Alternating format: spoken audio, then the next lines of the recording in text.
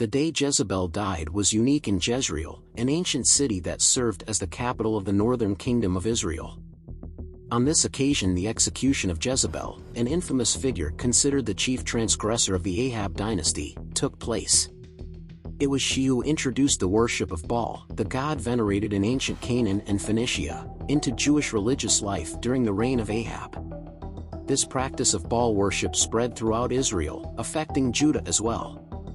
Different localities adopted varied rituals in honor of Baal, assigning him responsibilities related to agriculture, animals, and human fertility. The title of Baal was often used in the Old Testament, referring to the prominent god in the Canaanite pantheon, often associated with Hadad, the Amorite god. Jezebel not only promoted the worship of Baal, but also ordered the death of the Lord's prophets, influenced her husband and children to do evil, becoming a curse to the nation. The reign of Jezebel endured for 3 kings, but finally his destiny came. A false prophetess in the community of Thyatira was compared to Jezebel, as mentioned in the book of Revelation, chapter 2, verse 20, denouncing tolerance toward this woman who turned God's servants to immorality and idolatry. The ruin of Jezebel in Jezreel is seen as a typical example of the condemnation of idolaters and persecutors, as described in Revelation, chapter 17, verses 5 and 6, where Babylon is associated with the abominations of the earth and intoxicated with the blood of the saints.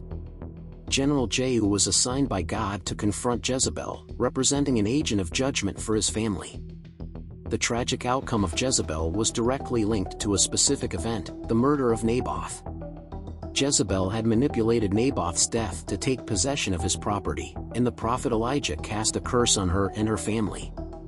This act culminated in divine intervention that resulted in Jezebel's death in Jezreel. Naboth was a resident of Jezreel who owned a vineyard near King Ahab's palace. Given that the vineyard was conveniently located, Ahab planned to turn it into a garden. He offered compensation to Naboth, such as money or other property in exchange for the vineyard. However, Naboth refused to give up the inheritance of his ancestors, stating that the land was not for sale at any price. Faced with Naboth's refusal, Ahab became disgusted and returned to the palace in a state of melancholy, refusing to eat. Queen Jezebel noted her husband's displeasure and inquired as to the reason for his disturbance. Ahab reported to him the situation involving Naboth. Jezebel assured him that as long as he was king, she could get everything she wanted. She promised to intervene personally, declaring, "Get up and eat. Cheer up. I will get you the vineyard of Naboth, the Jezreelite." 1 Kings chapter 21 verse 7. Jezebel then arranged the necessary preparations to eliminate Naboth. First, she falsified letters supposedly issued by the king, instructing the nobles of the city and the elders to proclaim a day of fasting and to place Naboth before the people. 2 wicked men were to be placed near Naboth with the mission of falsely accusing him of blaspheming God and the king. Naboth would be taken out of the city, where he would be stoned to death. These accusations were completely fabricated. The diabolical plot devised against Naboth was successful. As a death sentence could not be carried out on the basis of only one witness, Jezebel took precautions to plant 2 false witnesses. In this way, she was complying with the law only when it suited her, manipulating her to lie, steal, and murder with ease. A particularly heinous part of Jezebel's plan was the proclamation of a day of fasting, using a religious ceremony to cover up his murderous intentions and ensure that Naboth's presence was disgraced to the extreme. When the queen learned of Naboth's death, she informed Ahab that he could now take possession of Naboth's vineyard, which Ahab gladly did. Because of the shocking murder of Naboth by Ahab and Jezebel, God condemned them. The prophet Elijah confronted the monarch with a word from God, finding Ahab examining the vineyard he had usurped. The prophet accused Ahab of murdering a man and confiscating his property, prophesying that the dogs licked Naboth's blood, and licking Ahab's. Then Elijah prophesied that the Lord would bring calamity upon the house of Ahab, causing every male member of his family to be killed and devoured by beasts, instead of receiving an honorable burial.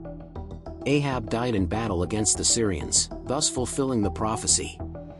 Elisha, Elijah's successor and prophet in his own right, appointed Jehu as king of Israel. Jehu eliminated Jehoram son of Jezebel, firing an arrow that hit him between the shoulders, killing him instantly. This act demonstrated the fulfillment of divine judgment on Ahab's family. Upon Jehu's arrival at Jezreel, Jezebel confronted him defiantly, standing in a palace window to face him. She did not choose to hide, as someone terrified of the impending divine vengeance, but openly defied Jehu.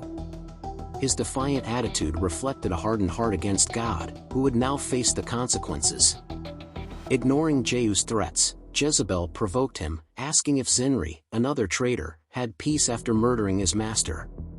This comparison was inadequate, as Jehu acted under the orders of God, while Zinri had ascended to the throne through blood and betrayal, meeting a tragic end. However, Jezebel believed that Jehu's actions would eventually result in his own downfall. Jehu, determined to fulfill the divine will, was not shaken by the words of Jezebel. He asked for support from those at his side, seeking those who were willing to assist him in the execution of justice. He then ordered them to throw Jezebel out the window, thus fulfilling the prophesied destiny. After being thrown out the window, Jezebel was trampled by the horses and their blood splashed on the walls. This grotesque scene reflected divine justice over his evil actions. The prophecy was fulfilled, and the dogs devoured his body, leaving only parts of his skeleton. Jehu, after dealing with the threat posed by Jezebel, decided to honor her with a proper burial, recognizing her position as the daughter of a king.